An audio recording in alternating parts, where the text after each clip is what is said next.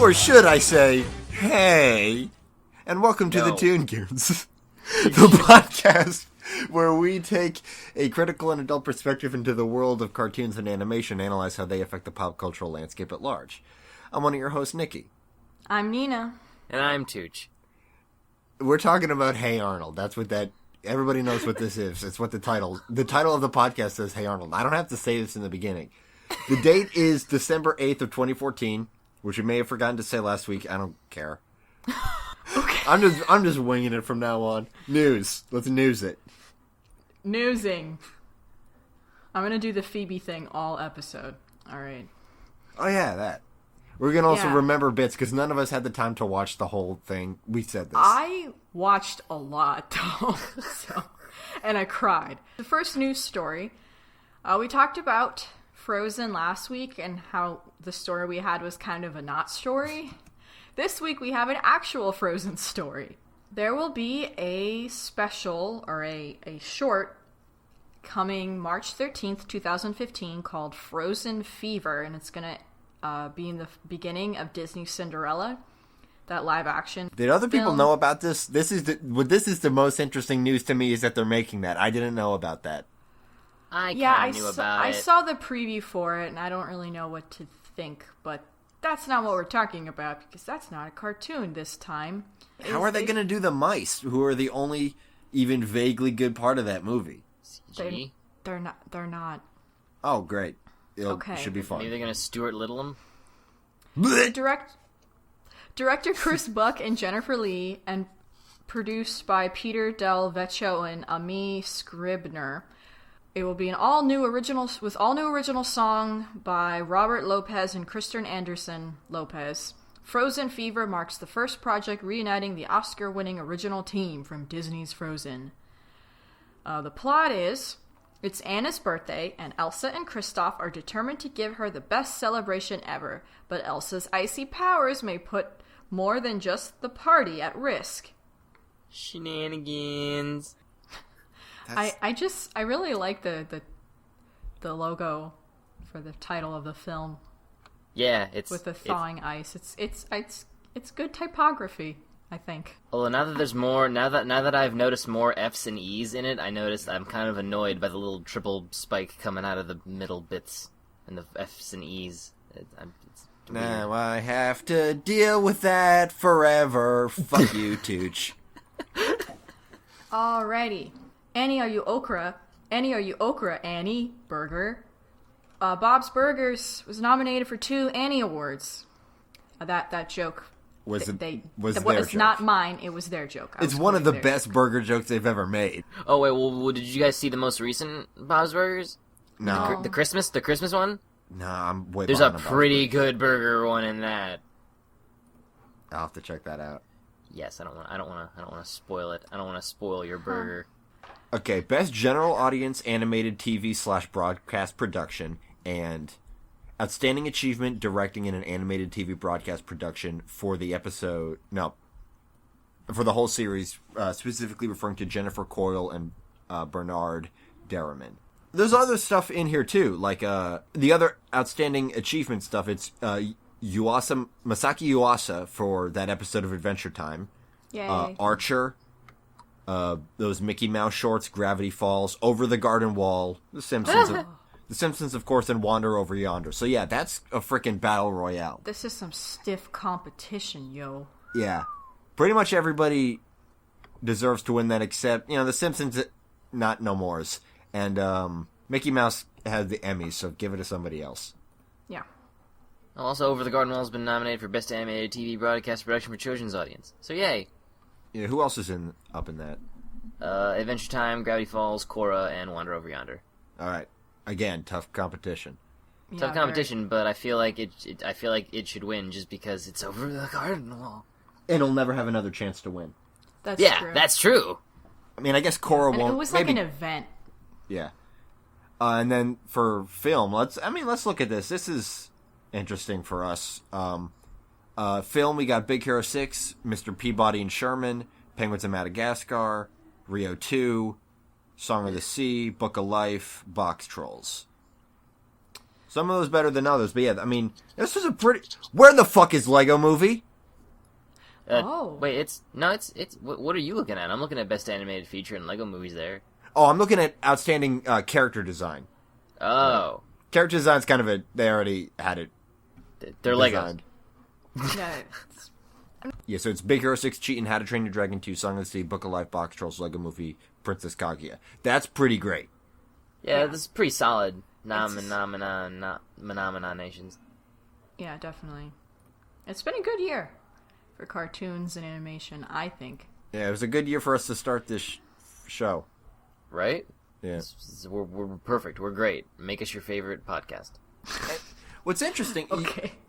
Tooch mentioned the best stuff for children's audience. General audience is Archer, Back to Backspace, which it says Cartoon Network Studios, so I'm assuming Adult Swim.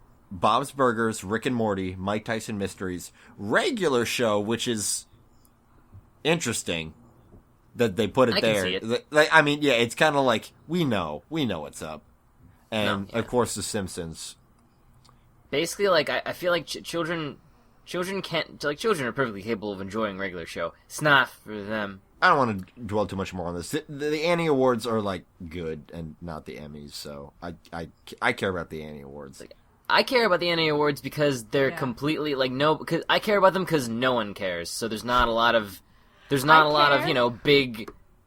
No, my point is over society overall, they don't even it's not even on television. It's like webcast and it crashes every 10 minutes. Yeah, I wonder how many people even know about the Annie Awards. Yeah, I mean, you don't have enough people who know about the Annie Awards in order to fill an office pool. Yeah, so. And also you don't have enough people caring, so it's a big, giant, overhyped thing like every other award show in entertainment. Yeah. But we'll definitely announce the we'll talk about results once they come out. Speaking of, it might have been a good year for cartoon content, but it has not been a good year for cartoon corporations. No. This entire year, there's been all of this crazy crap coming out about, antitrusts and wage fixing and all this crazy nonsense going on in Hollywood. And not even Hollywood, apparently even Blue Sky's in on it, and all of these different places. So now it's finally been decided that it's going to be a 3-class action suit brought against Sony, Disney, and DreamWorks Animation, and other animation studios, I guess, on the periphery. This goes deep. This goes straight up to the top. It's a conspiracy. They're gonna shut us down mid-podcast probably and put black bags over our heads. Over alleged anti-poaching and wage-fixing agreements that have been consolidated into a single suit. So yeah. The black bags over our heads will include Mickey Mouse ears. I mean, this includes Lucasfilms. It includes Apple, though that's not... That's Pixar. That's Pixar. Pixar, yeah. Disney, all this stuff. Yeah, it's apparently an industry-wide thing, and it's something that's been going on for the whole time we've done this podcast. And we haven't talked about it because, frankly, we kind of don't get it. Because this isn't really our wheelhouse. This isn't about cartoons. This is about business and shit. And the industry is animation. Yeah. So we've been doing our best to keep an eye on it, but it's all legal shit. Yeah, it's legal shit and business shit and economic shit and fraudy shit and just under the table CEO dealings. But what it comes right down to is the reason that I think it's important that we at least make it known to people is because the shadiness is they're causing the people who make the cartoons, which we're a lot more connected with, to not get paid nearly enough for what they should be getting paid for. Yeah, the conspiracy-deprived plaintiffs and other class members of millions of dollars in compensation, while the films they produced generated billions of dollars in revenues for the defendants. CEO Jeffrey Katzenberg, Disney, Pixar's Ed Catmull, and others, as well as stating that DreamWorks head of production technology reached out via email to HR heads at major studios to discuss comparative overtime payment policies, a sensitive issue in an industry where production schedules often demand employees to work many, many overtime hours. Yeah, so basically this looks like It might be coming to a head soon, but you know how legal shit is. It takes 25 years. Yeah. And I don't really get it. I mean, I did pre-law for one semester, realized, oh, this is garbage. I hate everything about this. And then changed to something else. I honestly don't remember. I didn't finish college. I totally forgot about Did he? I forgot too! I did that! So yeah, I mean, we'll keep an eye on this like as it develops, but who knows how long it's going to take for anything to develop. This could be the nail in the coffin for DreamWorks. That would be... Hopefully better policy will come from it, but I'm pretty sure everyone involved in this is ludicrously rich and white, so there's not going to be any jail time or anything. Yeah, I mean, this is that's the state of shit, man. You can buy your way out of anything. This is bumming me out. What's the next story? The next story is something fun and silly and dumb. Hooray! So, November 28th in Tokyo, there was an Attack on Titan exhibition. So there's all this Attack on Titan shit going on in Tokyo. Fun stuff. But what's fun for us is that there is this website called Titan Montage, and it's your build your own Titan generator that lets you mix and match your own horrifying, off-kilter facial features and body types straight from the source material to create your own Titan. And it's like super fun. Yeah, you can go onto it. It's montage.kyojin10.jp. I mean, it's in Japanese, but you can navigate your way. It looks like a primarily graphical interface. It's like, primarily, yeah. You click on the grotesque facial features you want as you make your horrible... It's like a me channel, but for ghouls. Yeah, you can make your own me. You can make your the face, like the article you linked that has the screen cap, it looks like the faces you can make are just like they look like mugshots of like child molesters. Well, yeah, they're like gross, weird Titans, and you can like sort of change the size and like the tilt. I don't know. Oh yeah, actually, I'm pretty sure that these base head shapes are just like more detailed me heads. Like these are the shapes you can make your me out of. Like I see them. But all of these assets are like taken from the art from the manga, so like, and you just sort of mix and match, and it's fun. It's a silly, fun thing. I'm doing it right now, and all I'm reminded of is out of all the ridiculous shit in Attack on Titan, the one thing that has always suspended my disbelief is like who is perfectly cutting these Titans' hairs. They've got better hairstyles than me half the time. Oh, I'm giving mine a handlebar mustache. Yes. This is the greatest. This is so... You could give it a Hitler stash. I've always so thought, many mustaches. when watching Titan Attackers and looking at these Titans, and I'm like, these fucking better be caricatures of real people. These better be like animators and writers and shit. Or otherwise, what's the fucking point? Fucking French mustache. This is really fun. I mean, it's a manga first, so like I guess it would be like, I don't know, his assistants. Yeah, or people he went to school with, whatever. Or maybe he just like they have to be. I want them to be real people. Maybe he like people watches like at the park or something, and That'd then just great. like instead of quick sketching people, he just like makes them a genitalist naked being. Some of these grimacing hairstyles don't fit specific head shapes. Yeah. It's a fun little game. You should play it. That's Montage, MONTAGE .kyo Jin10 JINTEN.jp for hours and hours of hilarious Titan fun.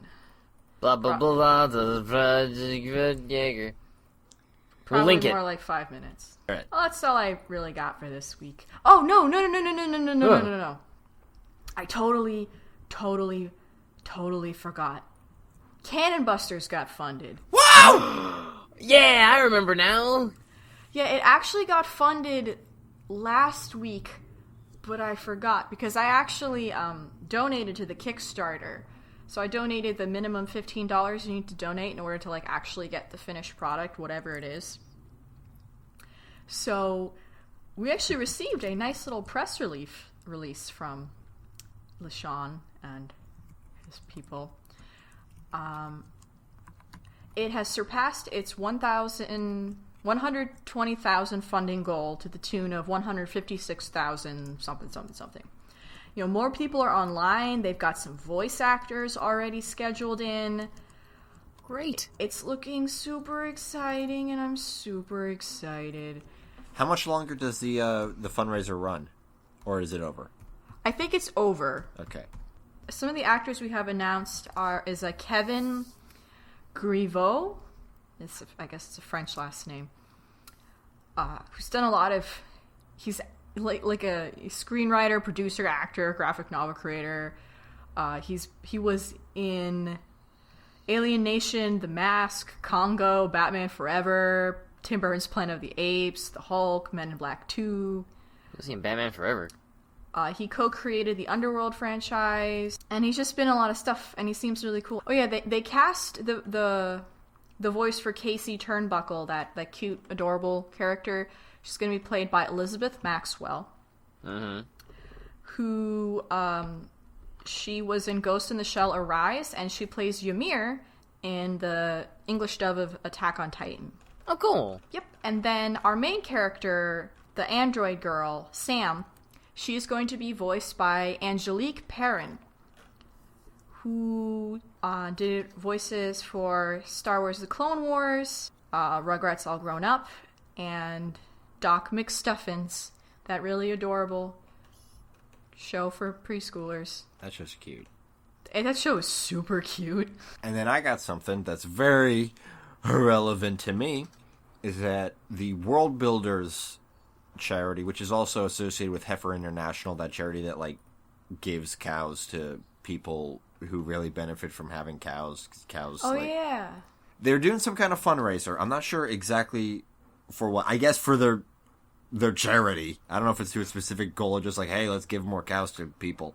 And they've been doing this fundraiser, and they hit a recent stretch goal of $500,000 of Dang-a-rang. another Strong Bad Defacing a Kids book cartoon. And there's a teaser trailer for it on YouTube right now. If you search, the book in question is The Ocelot and the Porridge Maiden. And if you search that on YouTube, you'll find it. If search Google that, and you'll find it on YouTube. There's a minute-long preview right now, and we don't know when that's coming out, but it should be pretty cool. And kids book is the best Strong Bad email, so this is gonna be great. And that's all we got for news.